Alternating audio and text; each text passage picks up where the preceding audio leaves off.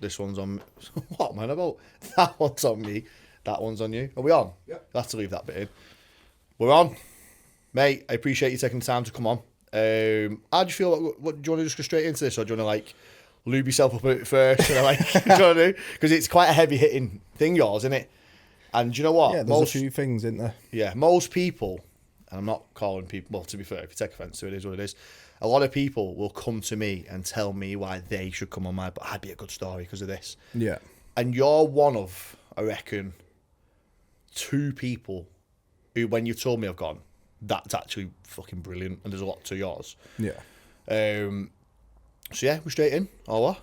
How you feeling? Feeling good, mate. Excited to be having a chat with you. Obviously, we've spoke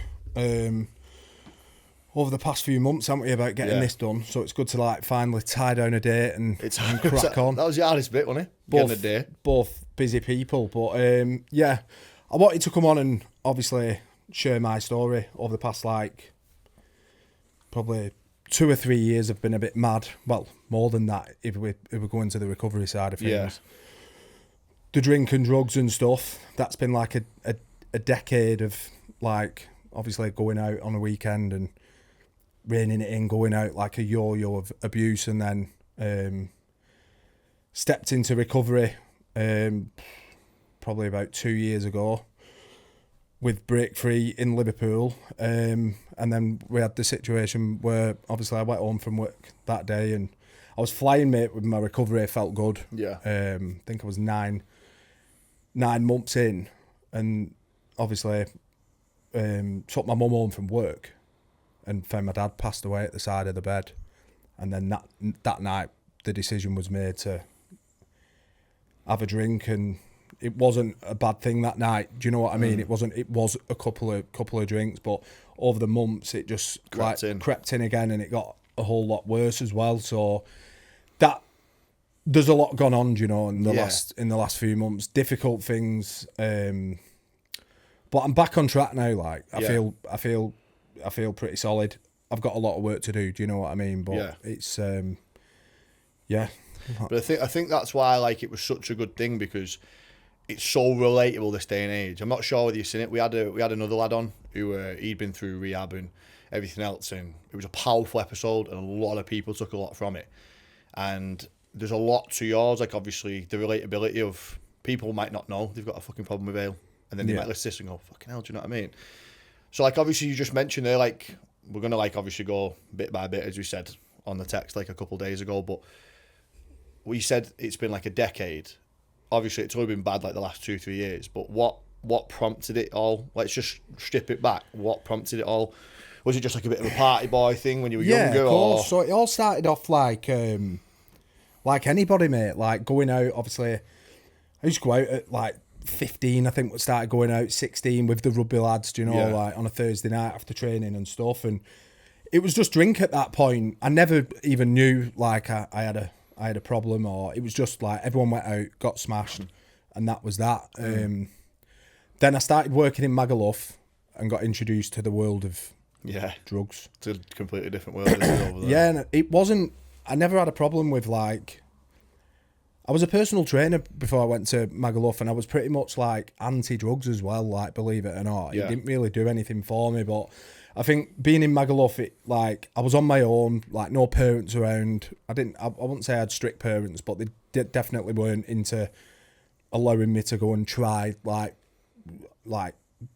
drugs and stuff like that. Some parents are not too arsed, and my parents weren't. So I was on my own. I was in Spain, and someone offered me cocaine for the first time. And you'll probably hear me speak through this podcast regarding like the actual drug. I'll name it cocaine. Like I know there's a lot of slang, but in my recovery, it's about naming what you're actually doing. Do you know? You won't go to a drug dealer and say, "Can I have a bag of cocaine?" That's interesting. Why is that? Because it's glorifying what you're doing. Like identifying the actual thing itself. You won't go up to a drug dealer and say, "Can I have a bag of cocaine, please?" No. It's always, "Can I have a bag of beak, a bag of sniff, whatever you want." And that's because you know you shouldn't be doing it, but you name it something else because everyone else does, and it's all right. So if you actually said, "Can I have a bag of cocaine, please?" you'd be a bit like, "Fucking hell, I'm ordering cocaine." Do you know what I mean? Yeah. So in my recovery program, we name it alcohol, cocaine, cannabis, whatever. So you'll hear me through the podcast, obviously naming it by its true name. So I went to Magaluf, got introduced to cocaine. At the time, I've had mint times on it, mint nights and stuff like that. I can't sit here and say that it was a problem from the start, because it definitely wasn't. But then I was never one of the worst people to go out with. You always had someone in your friendship group who was always the worst one. Do you know what I mean? Yeah, we all had one, yeah. I was never that person. But over the years, I slowly became that person. Always the first one to suggest it or whatever. And over the years, I just found myself like getting to a point where 3 weekends out of the month, mate, I was like literally KO'd on a Sunday, really struggled. Not at the start. I'd bounce back pretty quick and go out again. Do you know what I mean? But like after an amount of time, it was getting to Thursday. I was really struggling with anxiety. It made me really anxious, like the days after. And that's my first experience with some form of mental health. I don't struggle with mental health. I'm like pretty switched on. I consider myself quite resilient in that respect. I have had battles with it, but it's always been because of that. Yeah. So I've had bouts over the years of, I always wanted to do 1 year. That was my goal. Like, just do 1 year. Like, wonder what your life would be like. You know, not drinking and not doing drugs and stuff. And it'd always get me again. Do you know, like, someone would go out on a weekend. There'd always be something. Like, it's United Liverpool at weekend. Oh, use that as an excuse, do you know, like. Yeah. And I had bouts of it off when it got in between relationships in the past. I'll do 3 months off, you know, I'll have a break. And then my experience with drink and drugs was that whenever you went back to it, it always got worse. Yeah. So then I had like a couple of family breakdowns in terms of like relationship and stuff, and I got to a point where I just thought like enough's enough. It wasn't just that, it was obviously my own mental health as well, but I got to a point where I just thought to myself, my mum said you're an addict. Yeah. At work. And like a functioning addict. Yeah, you're an addict. Day to day, yeah. I was like, fuck off. Yeah. No, I'm not. But obviously you go on your own behind closed doors, and I was like, what even is an addict? What class? What? Because you just think of an addict as sitting on corner at street, begging for money, shooting heroin, whatever. Like, and I actually thought, right, what is an addict? And it's someone who can't stop something when they desperately want to stop, and it's ruining your life. And I thought, well, that's me. Yeah. So I looked into rehab. I remember it clear as day. I was sat on my couch. I was on a bit of a like come down after a night, and I was thinking to myself, I'm just going to put myself in rehab. Obviously it's about $6,000. Yeah. Like for a week or whatever. It is expensive, isn't it? It's ridiculous. And I think like the whole stigma of a rehab, you're like, fuck. Once you go in there, everyone will view you as. So I was like, it's like a bit of a dirty thing, isn't it? People look at it in a bit of a filthy. Like, it's a bit of a stigma to it, really. Yeah, of course. And obviously, I own a couple of companies, so I was worried about what everyone would think with that. Yeah. And then Monday, Tuesday comes around, you go to gym, you do a run, feel better. Nah, fuck that. What was I even thinking? Do you know what I mean? And then you're on that merry-go-round again. Yeah. Of you might have a fresh weekend the weekend after, but it's that deal comes in again, doesn't it? A couple of weeks later. Until I found... so this has gone on over probably... We said 10 years, it might be 15. Since I was 18... How old are you now? 33. 33, So it is 15 years. Yeah. And one of my friends on Facebook posted a group called Break Free in Liverpool. Yeah. And it's pretty much rehabilitation. It's like it's an addiction program. So I messaged them and said, listen, this is my problem. And they just said, look, like, you sound like 100 other people that are on the thing, on the course. And I was like, right, well, maybe I'll do this. It was £160 a month. Yeah. So I thought, right, I'll do that. And this is what an addiction does. It tries to get you to moderate around, like, I'll just go into a rehab, an addiction program, and do it for 3 months. Yeah. Again, trying to come up with a deal of like, I was do gonna this say, for 3 months. coming up like your own deal in your head, Yeah. kind of thing. Yeah. And I did about a week in. I got accepted on the program. That was number one. And then you receive loads of videos off Marcus and Lee Butler run the program. So I know Lee's pretty popular in Liverpool, like DJing and stuff. So I'm not from that end, so I didn't know. But I looked at the lads and I thought, you look like me. Yeah. Do you know, you like young. Yeah. Like, I'm not saying I'm trendy, like by no means. I know like, what you mean. You know what I mean? I thought you look like the lads I knock around with. Yeah. So this is a good start. Just lads. Yeah. Lads, yeah. Normal people, and you receive loads of videos on the first week explaining how the program works. And it just resonated with me straight away. Yeah. So it was basically how they do the program is they separate when you can't stop doing something, it's because you think it's you. Yeah. But they separate you from your addiction. Right. So we've all had it where you'll say like you're not going out at weekend, but then you're adamant you're not going out at weekend. But three of your mates text you and say St Helens are playing tonight against Wigan. We've decided go pub, but you're adamant you've got a busy day at work tomorrow. You don't want to go, and I thought it'll pop in your head. Just could go for one though, couldn't you? Do you know, like, why don't you drive? Why don't you have a shandy? Listen, if you've made a deal in your mind that you don't want to go out tonight and you're adamant, what's that voice in your head? Because the rational part of your brain doesn't want to go. Yeah. Because you've got plans tomorrow or whatever.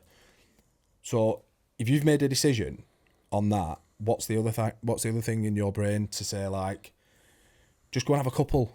Do you know what I mean? So it was about separating you. The whole program is about separating you from that voice in your head. Yeah. And that voice is your addiction.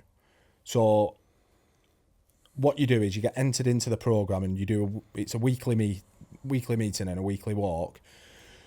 And in your weekly meetings, obviously I went to my first one and obviously go around the room and say your name and how you're feeling. And it's talking about separating, like learning about what your addiction's actually saying. Yeah. And at the start, it's full throttle. Right. So In what respect? Because you've spent your whole life thinking that this voice is you. Right. But when you actually realise that it's not you, with the tools that they give you. Yeah. So we have one of the tools that we... I'll just spin it back because I've jumped a bit there. So when you join the programme, you've got to give up the drink as well. Right. So I was like, my addiction in my head. Obviously, I can recognise it now, but fuck that. Yeah. Drink can't go. What are you on about? Do you know what I mean? I was like, I've got a cocaine problem. I've not got a drink problem. Yeah. And the actual true fact of it, which is like good for listeners, is I wasn't addicted to cocaine. I was addicted to a drug called coke ethanol. Right. And that's a mixture of cocaine and alcohol together. Right. So, which means, and people say this, like obviously you'll hear lads speaking about it in pub, like, can you not just go out and have a drink and not do the other? Well, it's impossible because you've released one half of the drug. Yeah. And your brain desperately wants the other. Yeah. And that's why you can't do it. That's so interesting because you hear people say that all the time. Yeah, like I can't go out and not do it. Yeah. And you hear it all the time where it's literally that exact thing you've just said of, well, can't you just do one? And, well, you just cleared it up. So I didn't even know that. Well, for the record, like, you can, in certain situations, if you go out for tea with your mum, listen, I was going out for tea with my mum and still doing it in the end, but certain situations where you know you cannot get away with it, let's say you're going out for a bit of food with your boss and you have a couple of pints, you might get away with it. Yeah. But in certain situations where the shackles are off, you can't. It's scientifically proven that you just can't do it. So the drug's coke ethanol, or along those lines. And they said that the drink has to go. So I was like, fucking hell. And you've got to commit to not drinking and using drugs forever. Yeah. So the first meeting's overwhelming and you can feel, when you say in your first meeting, like, I'm not going to drink or use drugs again, you feel it in your stomach, like, fucking hell. Yeah. I can't say that. You don't mean that. Yeah. There again, the addiction popping in, trying to put like some seed out in, like your, in your brain. So, did the first meeting, and they teach you tools on how to deal with it. Yeah. One of them's obviously regular contact with people that are in recovery. That's a starter. So you've got to separate yourself from them environments in the short term. Yeah. And listen, if you take recovery seriously, you've got to do it long term as well. Yeah. But the main tool is voicing. So Right. it's about spotting what your addiction's actually saying. And it's actually quite funny as well. Like, Yeah. I know this is a serious topic and it kills, addiction kills like 11 million people a year. Really? Yeah. Jesus. That's a big number, that. Massive number. So, but some of the shit it says is a joke. So, like, you'll have it where, like, your addiction will want you to go in an environment. So you're not drinking. So I've been sat there on a Friday night, not drinking. Oh, just go and drive past pub. See who's in. Yeah. You know, like, just have a see. Like, it's bank holiday. It's sunny. Like, see what the lads are doing. Well, why the fuck would I want to see what the lads are doing? Like, if I'm staying out of them environments, Yeah. that's not me. I know that I don't want to go there. So what the tool is that when you get these thoughts from your addiction, like when you're just walking along the street, do you think you'll never drink again? That's not me. That's my addiction. Yeah. Trying to fucking get me to engage in it. Oh, I don't know. Do you know? Well, you never. That's a good one. Will you drink at your daughter's wedding? Yeah. Mate, my daughter's 4. Yeah. Like, what the In fuck? like 25 years. So It's irrelevant. It's completely irrelevant. So Yeah. one of the tools is voicing. So I have 24-hour WhatsApp support, and there's about 100 people on this group. And you voice what the addiction said. Yeah. And that way, you're not interacting with it. You're just getting it out. I think Marcus had one where he was sat on coach with his missus at the time, and his addiction were telling him go and get a takeaway for his missus, but really he wanted to go and pick up some cocaine. Yeah. But he needed an excuse for it to go out the house. So he's like, do you want a takeaway? Do you want pizza? I'll go and pick it up. Do you know? So he voiced that and said, basically the best thing to do is say to his missus, my addiction's telling me to go and get cocaine now. Yeah. And she said, fucking, you are. Do you know what I mean? But once you voice it out and get it out, it's no longer on your mind. Yeah. So you're not battling with it. Yeah. And the minute you battle with your addiction, listen, I know a lot of other recovery programs do it differently, but this is the one that I follow. And the minute you start engaging with it, talking to it, I could just like go pub today and I tell you what, like just have a shandy. Don't drink, just have shandies. Oh, sells you the fucking dream. It's opening the door, isn't it? Yeah. It's letting it grow. And the second tool, so your voice, obviously what it says, but your second tool, and this is probably one of the most important, you write a list before you join the program. And on that list, it's on my phone, no one else sees it, but it's all the shitty things that I've done whilst under the influence of drink and drugs. Yeah. And you read your list every day. So, and this tool is called reading your list and fast forwarding the tape. So if I'm sat here now, and you said to me, let's go and get a pint after here, and I start thinking like, oh, fucking that beer garden out there looks good, like sun shining, there's a few people in there, rugby's on tonight and all that. It sounds good. Like, I'm not going to lie to you, it sounds mint. Because your addiction don't fucking tell you that, like, oh, you know what, you'll be in someone's kitchen till 4 a.m. on a bender, you'll miss work tomorrow, you'll fucking probably wrap your car up on the way home, you might get done for drink driving, you might kill someone or whatever. Won't tell you that. Just go and have a shandy. Yeah. Like, fucking beer garden, like all lads in that, you know, and that's all it'll give you. So one of the tools is fast forwarding the tape. Yeah. On the WhatsApp group. So one of the team will say to you, right, your addiction's just said, go and have a drink tonight. Yeah. Fast forward the tape for me. So I'll sit there on WhatsApp. Now sounds probably like I'm sat on my phone a lot, but it's 2 minutes on WhatsApp. Do you know what I mean? And I'll fast forward the tape. What would happen if I went and had a shandy tonight? Because fucking tell you now, mate, it wouldn't be a shandy. Yeah. Might be one, but then so it turned into 2, turned into 3. Then I leave my car at the pub. Then I start fucking. Bear in mind, I obviously own a couple of businesses as well. So like when I'm out locally, don't want to be acting like that. No, do you know what I mean? not. But then after 2 beers, yeah, mate, have you got a number? Yeah. Like, oh, get us a number. Like, that's what happens when you fast forward the tape. And all of a sudden, you've got it. You've got cocaine then. Then the rest is fucking history. So you fast forward it, like, out till 4 a.m, let my family down and let my kids down. then when you fast forward the tape with the tool, it no longer looks appealing. Yeah. Because you're like, I don't want that. Yeah. So then that's another tool to combat, obviously. Yeah. And the guys and girls at the recovery program, they name, like, they explain the addiction as the biggest salesman in the world. Yeah. And it's not just with drinking drugs, mate. Like, we've just been speaking before this, haven't we, about it's food. Yeah. You can get addicted to basically anything, can't you? Do you know what I mean? Like, yeah. Especially like we was on about with food. Obviously, we'll get back onto our topic, but it's probably whatever gives you that hit, really, and whenever like you kind of attribute, like you was on about before, like you attribute all that to a good time, beer garden, nice weather, having a pint, things like that. But if you attribute like a takeaway with your missus, like as a good time, and you're doing it every night, like it's the same thing in a way, isn't it? Because you're just kind of addicted to a different thing. Yeah, and it's the same for people that like don't have an addiction with and a problem with like drinking drugs.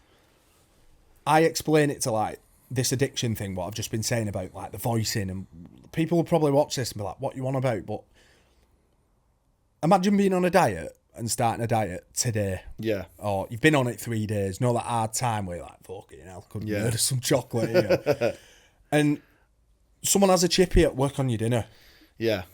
And you're on a diet and it starts pissing down outside and it's freezing. And you've been on this diet and maybe your fella's not on a diet. Yeah. You start thinking then, oh, like, you know you're on a diet, but fucking hell, it's raining outside. Cold. Yeah. Ooh, chippy tea. You make excuses, don't you? Yeah, and all of a sudden it starts becoming like, fucking hell. You start looking at weather to decide whether you want a chippy tea. Yeah. It's freezing outside. Any excuse. Chips and gravy tonight, love. Like, but you're on a diet. So it's the exact same, that voice that comes in your head. When you know you're on a diet, whatever else comes in after that to take you away from what you're doing, who is that? Yeah. And that's how I explain it to people that have not got like a drink and drug addiction. It's a really effective way to look at it though. Because I bet you like a lot of people will suffer from what you'd call like the voice. They don't realise it. Because like you've mentioned there, you didn't know it was you and your addiction. No, I thought it was just you. So a lot of people listening will probably listen to that and go, fucking hell, I do that, you know. Like I do that about this or this or this. Yeah. It's a really good way to look at it, that like separating the two.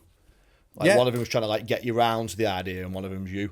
Acknowledging it. Like, and it's hard because a big thing with anything like that is you beat yourself up over that voice as well. Yeah. So like, I'd get the voice like on a, listen, like I've seen things on Instagram like Sesh Gremlin and all that. Like there's loads of things, but like scientifically proven that this part of your brain is responsible for things like that.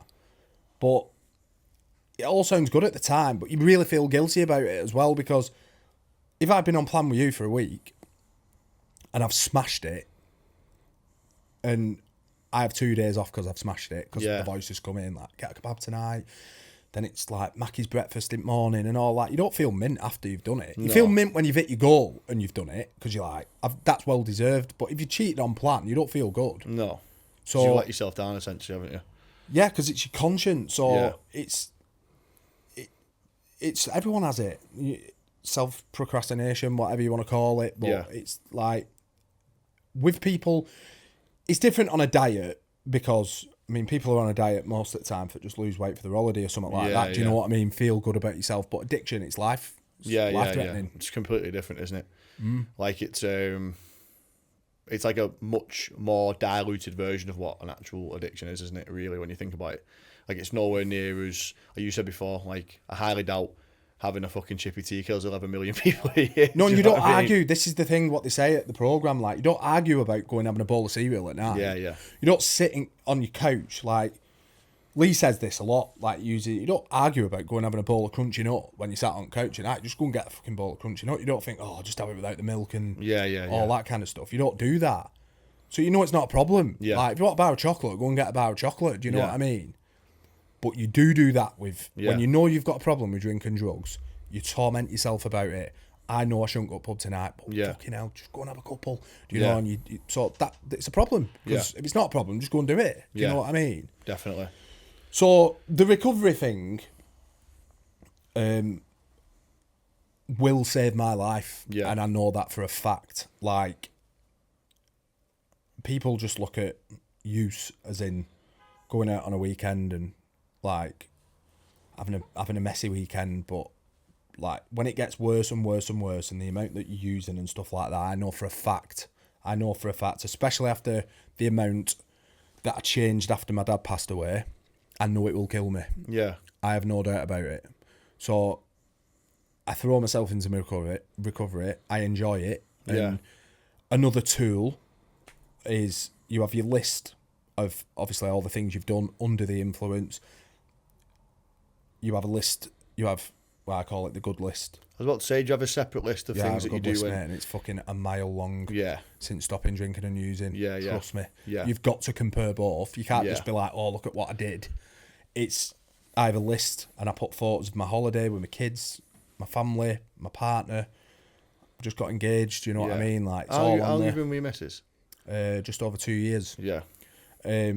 So I put everything on the list, mate. Even if I'm walking my dog and it's a nice sunrise or sunset, or like if I'm just playing golf on my own or something like that, and there's a nice view, boom, put it on. Yeah. Because all these things I wouldn't have if I weren't sober. Yeah. And the little things. I think that's such an important way to look at it though, because I think when you focus on, it could be just fucking 3 or 4 bad things you've done. Like, I'm not saying like how many, I'm not speculating, but even if it is only 3 or 4, if that's all you're looking at. Yeah. You think, fuck, I'm such a twat, mate. But like, if you look against 100 good things you've done, you go, well, actually, I feel a lot better about it now. So I think it's a good way to think you've done. You've got to be careful with the bad list, because the bad list is like can eat you alive, and your addiction jumps on that as well. You're such a twat. I cannot believe you've done that. And then all of a sudden, your self-esteem starts going down and all that. We don't do that. Like what I've done under the influence before, like upsetting my family, letting my mum down, letting my dad down, or let myself down. All them things I can't change. Yeah. But I'd spin it around and use it as fuel. Yeah. It's so the light won't happen again. When I start getting a voice in my head, mate, on a Friday afternoon about, just go and have a pint and not all that. When I read the list, I'm like, fuck you. Yeah. Like, I'm not going. Yeah, don't blame you. Like, I'm not doing it. So I don't beat myself up about the list. No. I feel it enough for me to not get the desire to go to the pub. Yeah. But I don't let it cane me, because fucking hell, like, some of the stuff we've all done, people who watch this, like, some people haven't got an addiction and do fucking terrible things. Like, it doesn't. Yeah. You know what I mean? And most of the bad things that I've done, mate, have just like let my family down, Yeah. let my mum down, let my dad down. You know, Yeah. like, because they're the ones that brought me up. Yeah. I know everyone has relationship problems, like, and it came between me and my partner, like, obviously when I relapsed and stuff, but like that's the big one. So I just use it as fuel. Yeah. Really, and like when you've got like a few months under your belt being sober and stuff, you start enjoying it. It's the minute you get in that battle or with your addiction or the voice in your head or whatever, that's when you start thinking you're missing out, and that's when recovery gets hard. That's what they call white knuckling. Yeah. Do you know, like forcing yourself to not go to the pub? Yeah.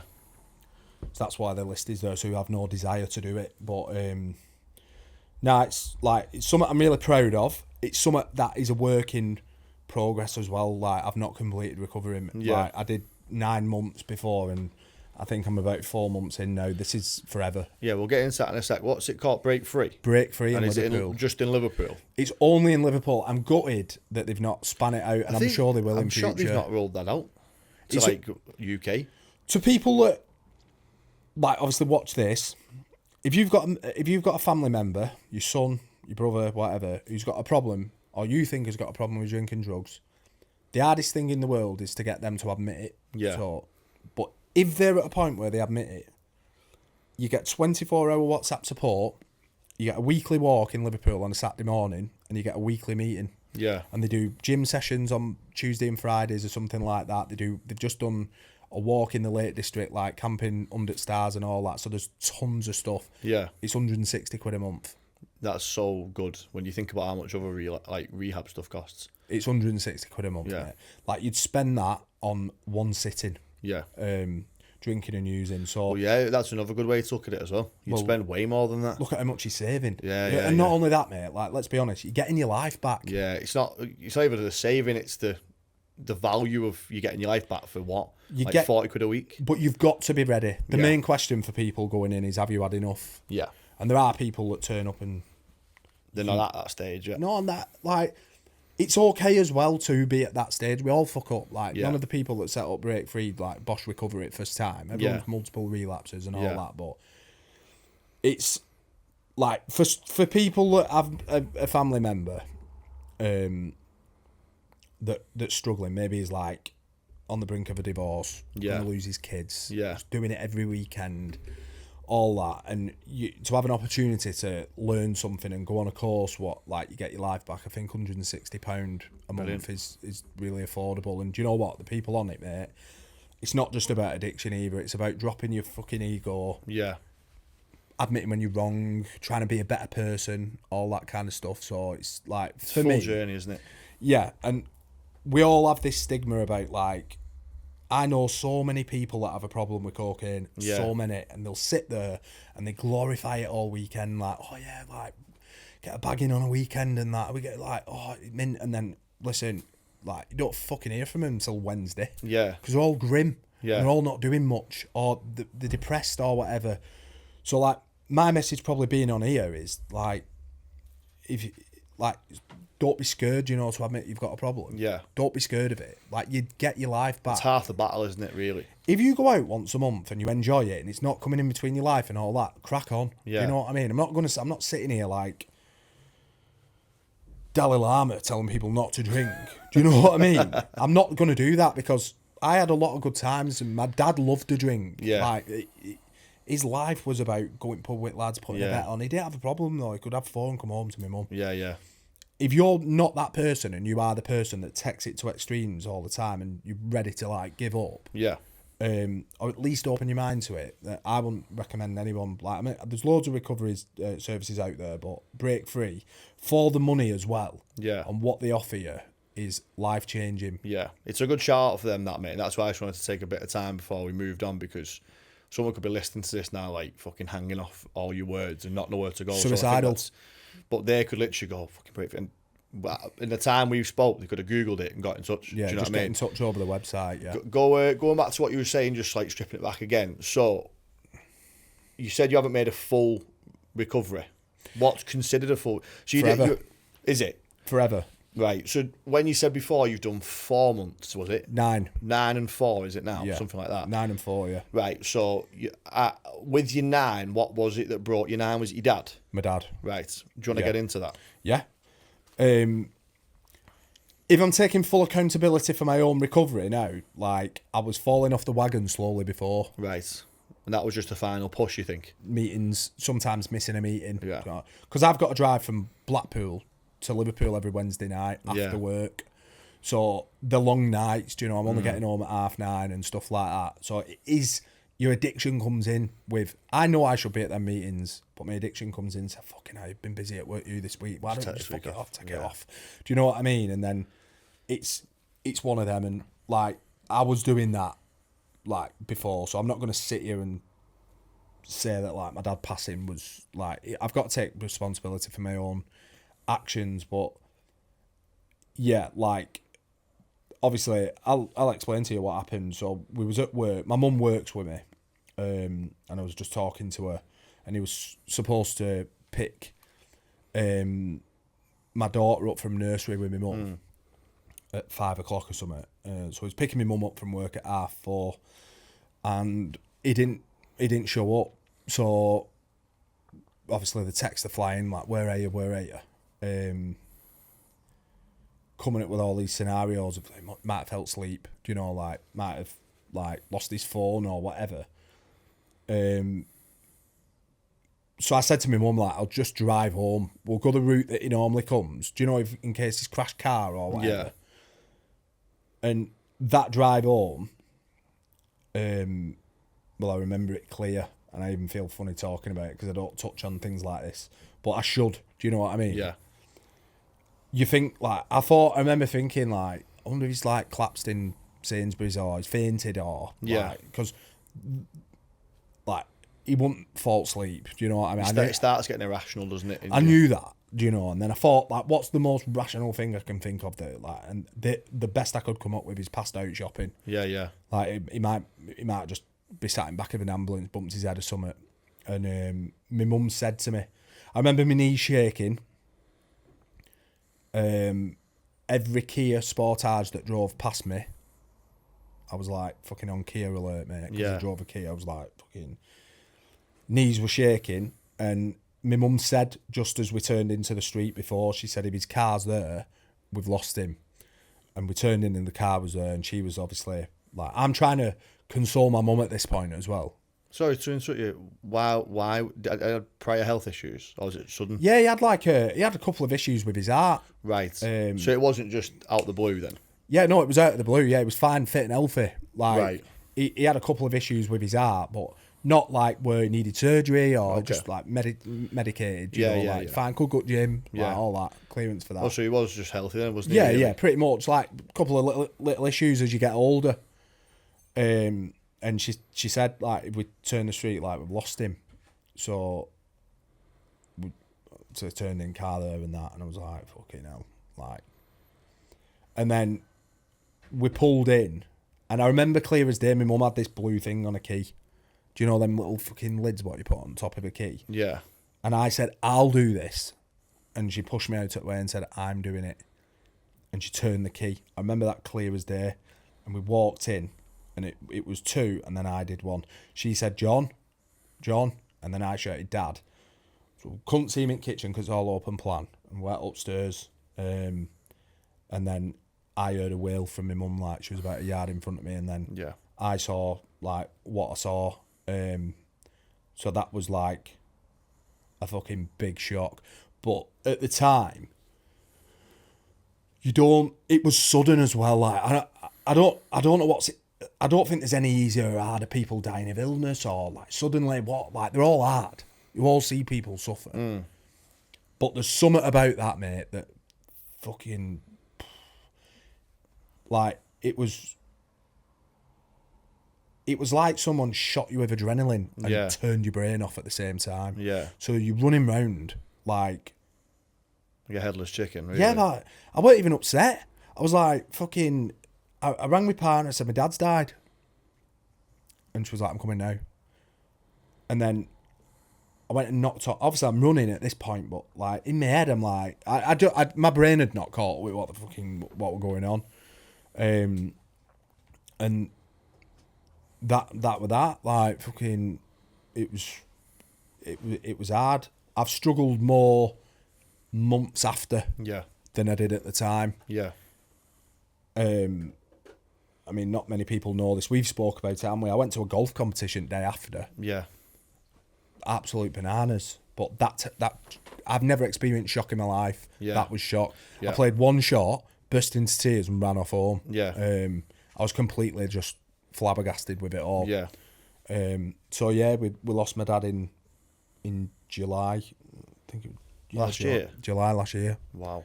So it's just been over a year, hasn't it? Just been over a year, yeah. And like I die every day for my mum. Yeah. Because you were married to him for like a long time. Yeah. And that's all she's ever known. Yeah. So I've just got a phone with her now. She's going away tomorrow with my uncle. Like she's in tears, packing a case. Like it's hard. Do you know what I mean? Yeah, of course it is, mate. Especially it must be so difficult for your mum because obviously I've lost my dad, you've lost your dad, but mate, losing who you spend your life with must be fucking heartbreaking. Do you know what I mean? Yeah, it's like it's a weird one because certain things get certain people. Yeah. My mum's a crier. Do you know, like in terms of she's packing a case now, going away, like she's upset. Yeah. Gutted. Do you know, like fucking heartbroken actually. If you want my honest opinion. I don't get that day to day. Yeah. One of my problems is I keep myself too busy. I really struggle sitting down. The only thing that gets me on an emotional level, and this is something I need to work on, it's like a bit of music. Music will get me. Do you know, like music you've listened to with him, or just music he would listen to. He's obsessed in music, mate. Fucking hell, all his tunes that he's put on and that. But I've now got into like Motown and that. But there's a couple of songs that like might get me on the way home. Do you know what I mean? And that's when it's like a tap. I just let it out and crack on. And like it's hard as well because I live in Blackpool. Yeah. So I'm not like there for my mum 24/7. So I've had a lot of guilt around that. Yeah. Like which again ties in with the addiction. Yeah. Feeling fucking sorry for yourself, like you're shit son, all that. Yeah. Fucking go and get on booze, like Yeah. it's all a vicious cycle. I was gonna say it's like a big bundle of shit, isn't it? Really. Yeah. So that's been the most difficult part of it, watching my mum. So he passed in July. You relapsed August, July. I relapsed the same day. Right. Because I had to turn it off. No, this is no excuse for my addiction. Your addiction as well. Like, I don't want to beat around the bush here as well. Like, I'm going to be straight. Like, obviously we're on here now, and like, your addiction does not give a fuck about anything and anyone. My dad was proud of me for not drinking. I drank when he passed away, and I said I'm going to drink. And like I was doing it to my mum, mate, on the night that he passed away. Like, I'm going to have a drink at the funeral. My mum's like, well, you've not been drinking for 9 months. What you on about? You're in recovery. I've got a drink at his funeral. I sold it to myself. Like, all his mates are going to be there. He was a firefighter as well, so we had the full fucking salute when he went in. It was proper. Do you know? Like, everyone was in the best dressed and all that. And my mum said to me, like, one promise, you won't do cocaine at his funeral. And I fucking did cocaine at his funeral. That's how much it don't give a fuck. Now, if you'd said to me one thing, you'd let your dad down, I would do anything not to let him down. Yeah. But it came in that day and sold me the fucking dream. And I did it, and that's that. But so yeah, I relapsed on the same day because I just didn't know how to deal with it. I had to. That might be the addict thing. Like, I had to take something. Do you know what, mate? You can tell me to shut up here, but I think that part of it's understandable. Yeah, 100%. Because I know you say, Joey, wait. I think that part of it is like, if you just went, fucking hell, I had a bit of bad news and turned to it, we'd all be like, right. But I think you shouldn't beat yourself. If you are, I don't think you should. I don't beat myself up over it. It's just I know what's to come. Yeah. Deep down. Like the fast forward thing I you know, about before. fast forward. Like, I might like put skin over people's eyes here and say like, I'll be fine, I'll just have a couple of drinks. But I know what's coming. Yeah. Carnage for me and my family in 6 months. Yeah. And that's what happened. And when did you get back into recovery then? November? December? Well, it was this year, May this year. Start of May, I think. Yeah, start of May or maybe April or something, I think. Joe, I've worked 4 months out from that. Right, so it was 9 months and then it's been 4 months now. Back in 4 months, right, okay, cool. So it's been, it'll be April then, won't it? April to now. Yeah, and when I came back to, obviously, drinking and stuff like that, I was, it got worse. Yeah. Got worse, like, because on top of already having an addiction, I'd also lost my dad now as well. How are you dealing with that now? What? Like, the loss of your dad? Like, now that, like, obviously you had a pretty turbulent from July to April-ish time. Now that, like, you're fucking back smashing your recovery, back smashing work, everything like that, how are you dealing with it now that, like, you've kind of, like, come back to... Well, I deal with it better being sober than I do drinking, because when you're drinking, you're just masking it all. You're not dealing with it. You might be dealing with your own emotions a little bit, but only by turning them off. It's like papering over the cracks, isn't 100%. It, really? I know I have to deal with it. Yeah. But a big thing that helps me is that I know that I'm quite a spiritual person, so, like, my mum went to a barbecue a few weeks ago and someone came up to her randomly and just said, I've got a message for your son. She didn't even know him. And tell him he's on the right path. That's boss, that. And tell him, my dad lost his wedding ring. Yeah. So only me and my mum knew that. So I said to my mum, like, can't send him down without a wedding ring on, mum. Yeah. His marriage was his proudest moment, proudest thing. So we just went to jewellers, like, and put him a wedding ring on, do you know what I mean? Yeah. Like, I was trying to do the right thing, and that was something he was proud of. And he said to her, and he knows about the ring. And she said, what are you on about? And he said, he knows Sam mentioned the ring. Like, what the fuck? Wow. Something, mate, I can't get into it too much because it'll eat into your time, but my girlfriend has had, I'm spiritual, very, like, I'm a firm believer in all that, but she's had people approach with, like, the same things. Like, someone's come into her work and gone, I just need to speak to you a second, and told her things that only she'd know. It's bizarre how people can... Got to be open to it. And it's all that third eye, isn't it, they say? Yeah, so I had a message through my mum saying he's on the right path. When was this? recently then? Yeah, probably about 4 weeks ago, something like that. So being in recovery, I knew made my dad proud. Yeah. So that helps me because I know that if anything, Yeah. no matter how much I miss him, Yeah. and I wish I could have the chat and all that kind of stuff, one last chat, you've done it yourself. Yeah. Do this all the time. I know that he'd be watching me and I know that he'd be proud. So that is a big chunk of it. Yeah. Do you know what I mean? Because I'm also I'm very much a realist. I know that people die and they don't come back. Yeah.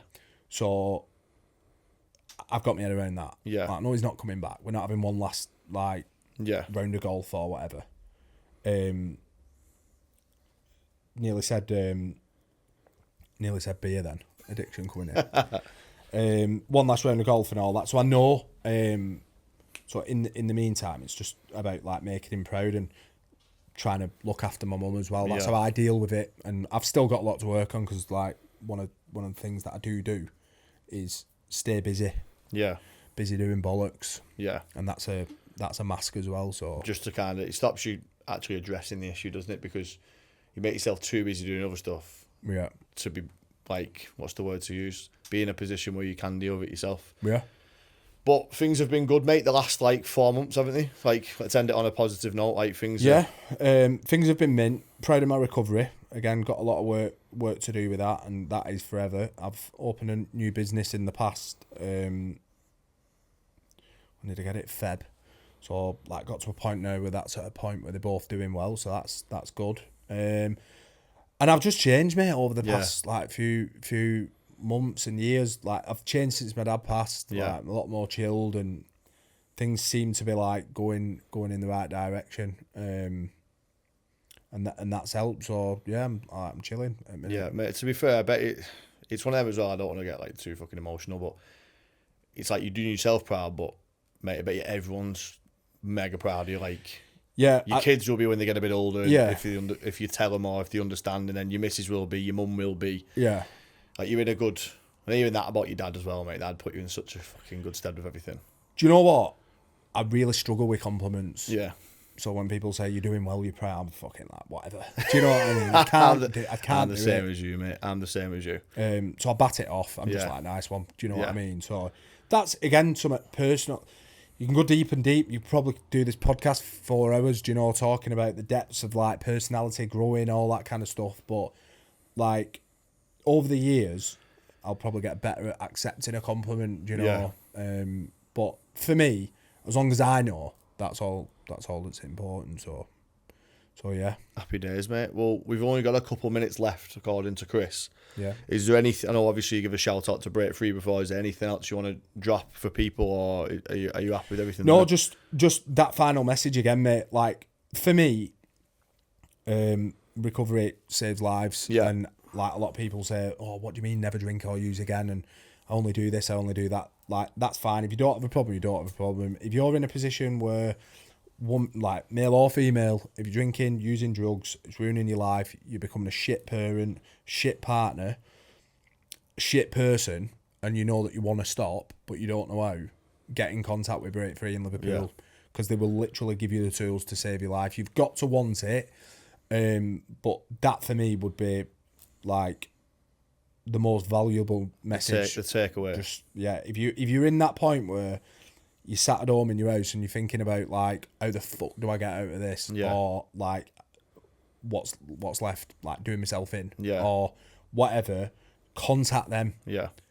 Don't obviously contact me, but because I can't give you the professional advice. We'll probably try and drop the website in the links or 100%. Something. Yeah, just contact them because there is light at the end of the tunnel. Cool. If I can do it, then anyone can. So. Mate, I appreciate you taking the time to speak about this. Appreciate really do, mate. Let me come on, mate, and have a chat. Thank you very much for taking the time Top to do it, man. mate.